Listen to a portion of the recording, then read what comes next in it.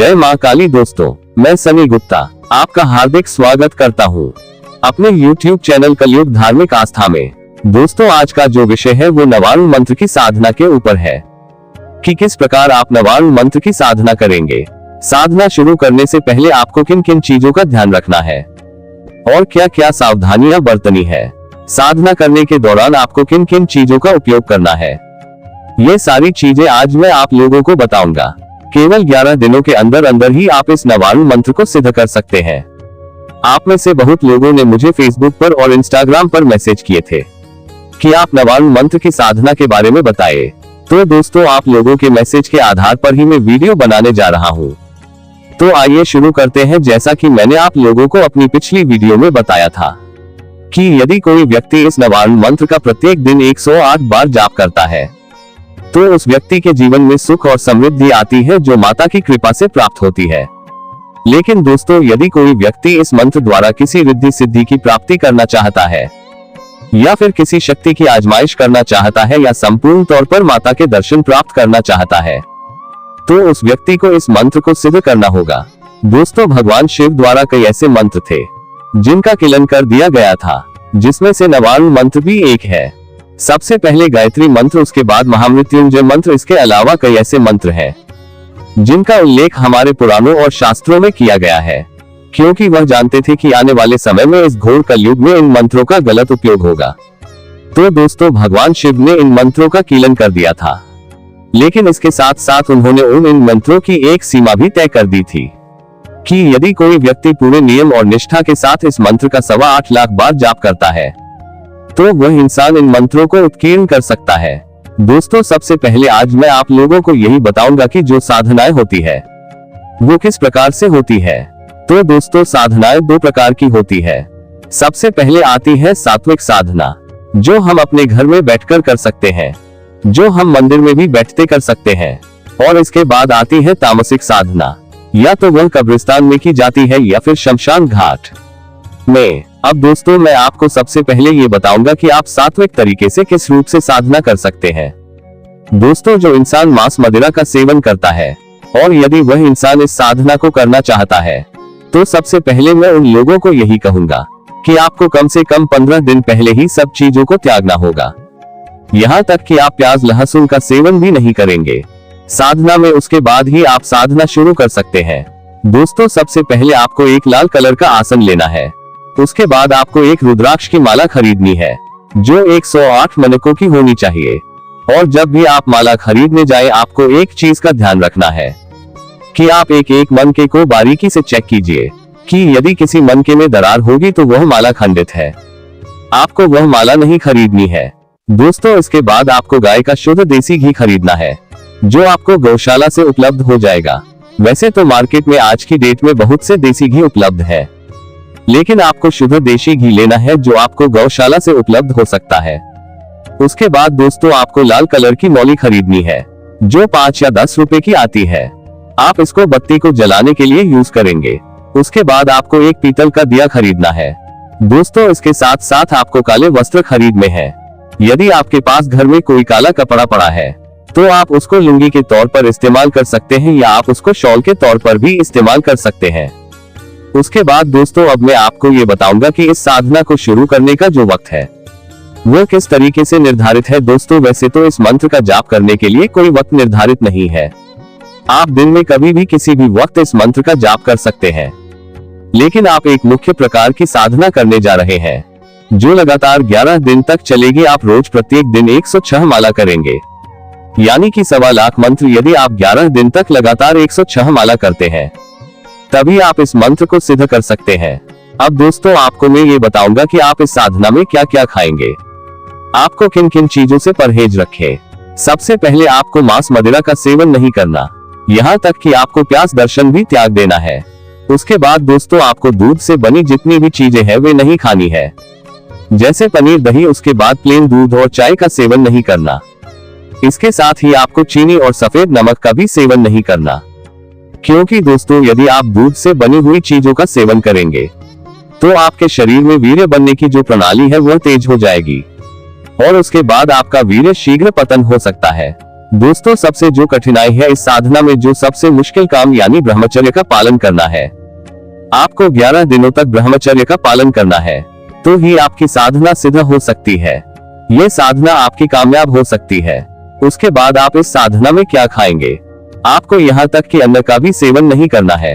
आप इस साधना में केवल फलाहार फल फ्रूट ही खाएंगे। और आप माता को फल फ्रूट का भोग लगा सकते हैं, ड्राई फ्रूट्स का भोग लगा सकते हैं।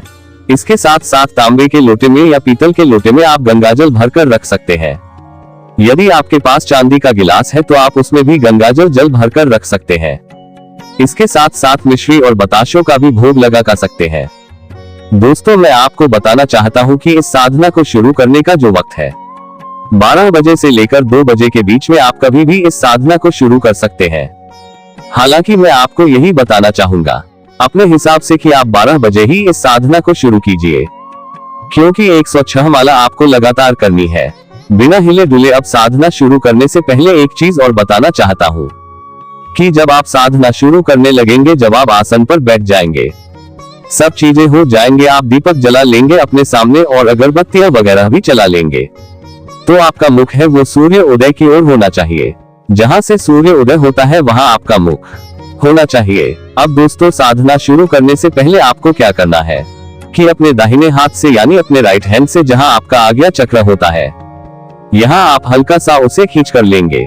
ऐसे करके चोटी काट लेंगे, जिससे आपका सारा ध्यान यही केंद्रित रहेगा। ज्यादा जोर से न करिएगा, क्योंकि यहाँ हमारा आज्ञा चक्र होता है। यदि साधना करने के दौरान वह ज्यादा एक्टिवेट होगा तो आपको साधना करने में तकलीफ होगी। आप हल्के से उसको पिंच कर लीजिए ताकि आपका जो ध्यान है वो यही केंद्रित है। उसके बाद आपको आंखें बंद कर कर पूरी साधना करनी है। जब तक आपकी 106 माला नहीं पूरी हो जाती तब तक आपको आंखें बंद ही रखनी है और आपको बिना हिले डुले ही साधना करनी है। दोस्तों कोशिश कीजिएगा कि आप ये सब चीजें एकांत में करें, आपको कोई डिस्टर्ब ना करे। और उसके बाद दोस्तों लगातार 11 दिनों तक आपको घर से बाहर नहीं निकलना है।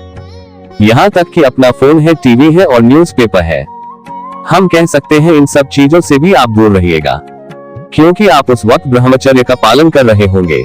और काम एक बार ऐसा होता है कि यदि हम अपना फोन यूज रहे होते हैं तो गलती से कुछ ऐसी चीजें सामने आ जाती है जिन्हें नहीं आने चाहिए, तो उस तरीके से हमारा ध्यान जो है वह भटक सकता है।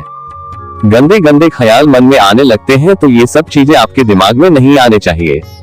जितना हो सके आप माता की तरफ अपना ध्यान रखें और साधना शुरू करने से पहले आपको क्या बोलकर साधना शुरू करनी है वो आपको बता दे रहा हूँ, वीडियो को ध्यान से सुने।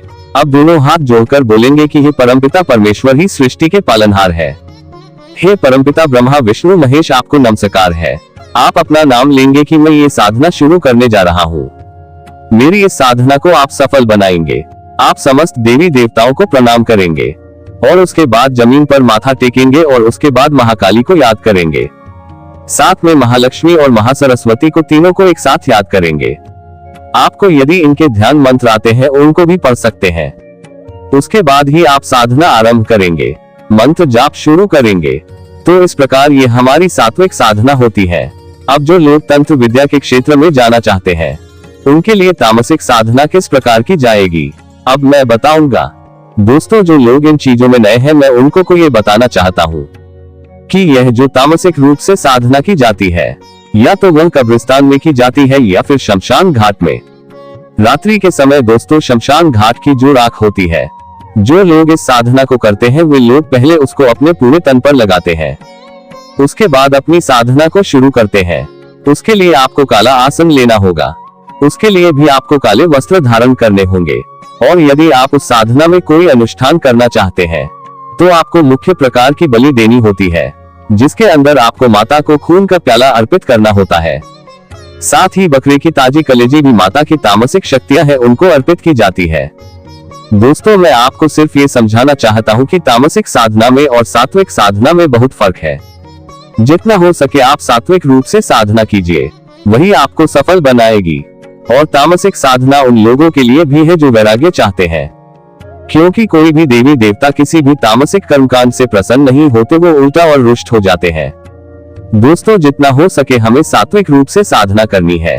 तो जब आप लोगों की 11 दिन की साधना पूरी हो जाएगी और माता प्रसन्न होकर आपको दर्शन देगी तो दोस्तों ये जो सब बातें हैं, यदि आपको कुछ चीजें दिखाई देती है स्वप्न में या हकीकत में, तो ये जो बातें हैं आप अपने तक ही रखेंगे, किसी को नहीं बताएंगे, क्योंकि हो सकता है आपको शुरुआत में ही साधना के या बीच में अनुभव होने लग जाए। तो दोस्तों ये सब चीजें आप गुप्त रखेंगे और जितना हो सके आप साधना के अंदर लेकिन रहेंगे।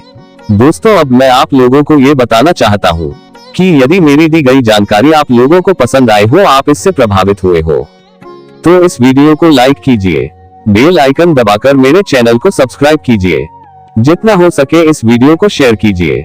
दोस्तों क्योंकि मैं आप लोगों के लिए ही यहाँ पर आया हूँ, क्योंकि कई लोग मुझसे पूछते हैं कि आप किस आधार पर यह सब चीजें बताते हैं, तो मैं उन लोगों को ये बताना चाहता हूँ कि इन सब चीजों को मैंने अपने जीवन में अपनाया है और अपनाने के बाद ही मैं सफल हुआ हूँ, और इसलिए मैं आप लोगों के साथ ये सब चीजें शेयर करता हूँ, ताकि जो कृपा मुझे प्राप्त हुई है, जो शक्ति मुझे प्राप्त हुई है, वही सब चीजें आपको भी प्राप्त हो, आपका भी जीवन सफल हो। दोस्तों जो लोग हनुमान जी की शक्ति के दर्शन करना चाहते हैं, उन लोगों को मैं यही सलाह देना चाहूंगा कि सबसे पहले आपको सात्विक होना होगा, आपको मांस मदिरा छोड़ना होगा, यहाँ तक कि प्याज दर्शन भी आप लोगों को छोड़ना होगा।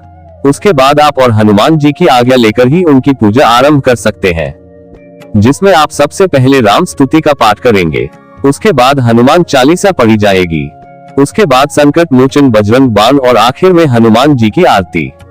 उसके बाद आप उस प्राचीन मंत्र का जाप करेंगे।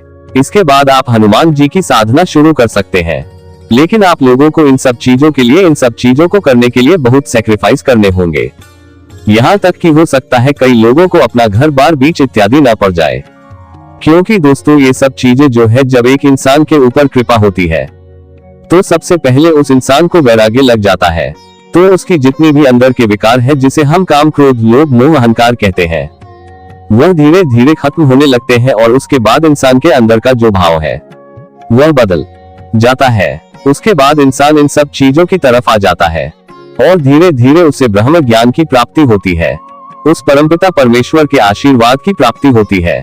तो दोस्तों ये थी काली साधना की छोटी सी जानकारी। तो दोस्तों आशा करता हूँ मेरी दी हुई जानकारी आप लोगों को पसंद आई हो।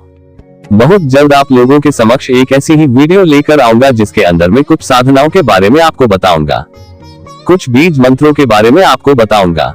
ऐसे ही धार्मिक जानकारियों से भरे वीडियो देखने के लिए कलयुग धार्मिक आस्था चैनल से जुड़े रहें। और अगर आप चैनल पर पहली बार आए हो तो चैनल को सब्सक्राइब करना, साथ ही बेल आइकन को भी F दबाएं, जिससे आपको हमारे चैनल की सभी वीडियो समय पर प्राप्त होती रहेंगी। और आप भी सच्चे सनातनी हैं और माता में अपनी सच्ची आस्था रखते हैं, तो कमेंट में जय माता की जरूर लिखें, या आपका कोई प्रश्न है वो पूछ सकते हैं। आपको ये जानकारी अच्छी लगी हो तो वीडियो को लाइक करें और अपने दोस्तों में शेयर करें। आगे भी आप सभी को सभी देवी देवताओं, तीर्थों, प्राचीन मंदिरों और पूजा पाठ से जुड़ी जानकारी मिलती रहेगी। मिलते हैं अगली किसी धार्मिक जानकारी के साथ। जय मां काली, हर हर महादेव।